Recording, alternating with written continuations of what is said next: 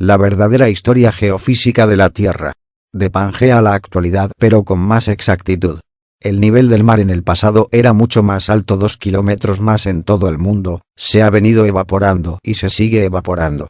Se trata de hacer un mapa más preciso de la transición de Pangea a la actualidad y proyección al futuro. Al principio, el mar Pantalasa, precursor del Océano Pacífico, era inmenso, cubría todo el extremo contrario de la zona emergida. No existía el Océano Atlántico. La cordillera en medio del Atlántico es el sitio de donde se dio este proceso de separación. Sudamérica y África embonan, se han separado mutuamente. África se desplazó en dirección al este y Sudamérica al oeste. Tal como lo marcan las líneas naranja en dirección al este, las rojas señalan el movimiento de América en dirección oeste. Cuba estaba pegada a Mauritania. Nueva York estaba pegada a Portugal. Argentina estaba pegada a Sudáfrica.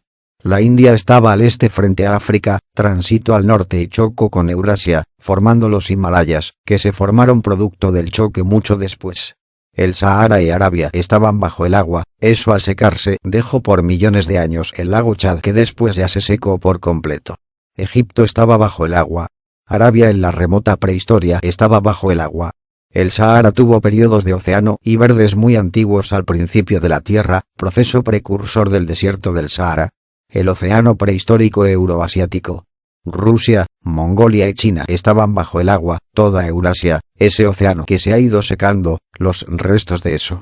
Dejó el Mar Negro, el Caspio y el Mar de Aral, que recientemente ha desaparecido muy rápido. Ese mismo proceso de secado dejó después el Mar Muerto.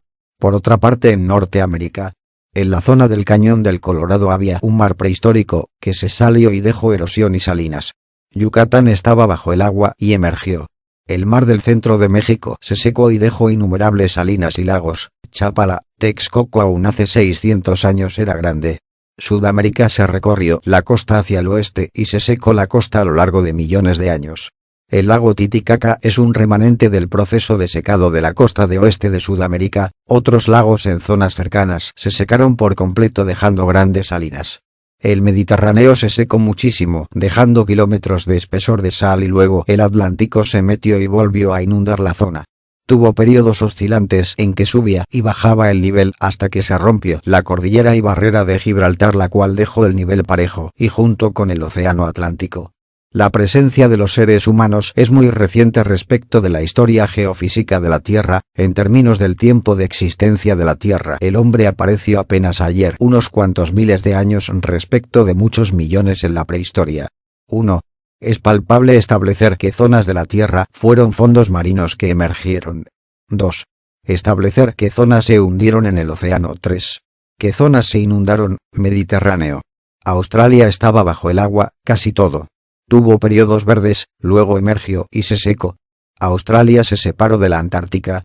En el futuro, Baja California se va a convertir en una isla. El lejano futuro, Falla San Andrés, África se está partiendo a lo largo y se va a hacer otro mar con costas. El mar se ha estado evaporando siempre y la atmósfera también se pierde, como se perdió totalmente hace ya mucho tiempo en el planeta Marte.